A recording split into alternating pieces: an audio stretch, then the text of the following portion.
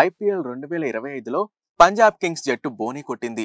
IPL 2025 mega వేలానికి ముందు జట్టుని ప్రక్షాళన చేసిన పంజాబ్ అంచనాలకు తగ్గట్టు రాణించి తొలి మ్యాచ్లో విజయం సాధించింది.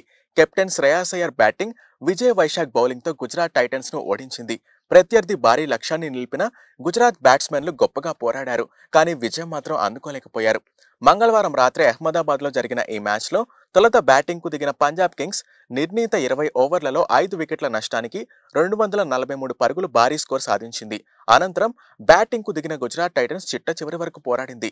విజయానికి 11 పరుగుల దూరంలో నిలిచింది. 20 ఓవర్లలో 5 వికెట్ల నష్టానికి 232 పరుగులు చేయగలిగింది. పంజాబ్ కింగ్స్ కెప్టెన్ శ్రేయాస్ అయ్యర్ శివాలెత్తి ఆడాడు.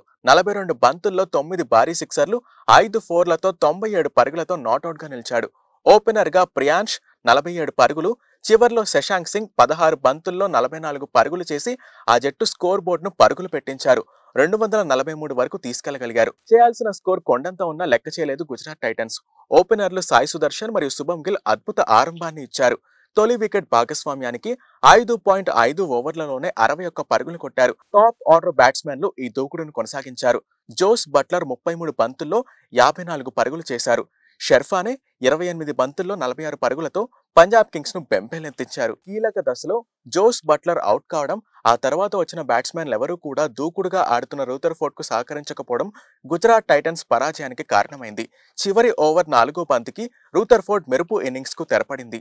గుజరాత్ బ్యాట్స్మెన్లు ఎంత ధాటిగా బ్యాటింగ్ చేస్తున్నప్పటికీ వాళ్లకు ముక్కుకు తాడు వేయగలిగాడు పంజాబ్ కింగ్స్ బౌలర్ విజయ్ కుమార్ వైశాఖ్. తన 3 ఓవర్ల కోటాలో 28 పరుగులు మాత్రమే ఇవ్వగలిగాడు. 14 ఓవర్ల తర్వాత బంతిని అందుకున్నాడు కర్ణాటక బౌలర్. 15-17 ఓవర్లలో అతను ఇచ్చింది 5 చప్పున పరుగులే. కీలకమైన 19వ ఓవర్లో 18 పరుగులు ఇచ్చినప్పటికీ అప్పటికే మ్యాచ్ దాదాపు పంజాబ్ కింగ్స్ చేతికి వచ్చినట్లయింది. ఈ 3 ఓవర్లలో గుజరాత్ బ్యాట్స్మెన్లు 2 4లు, 1 6 మాత్రమే కొట్టగలిగారు.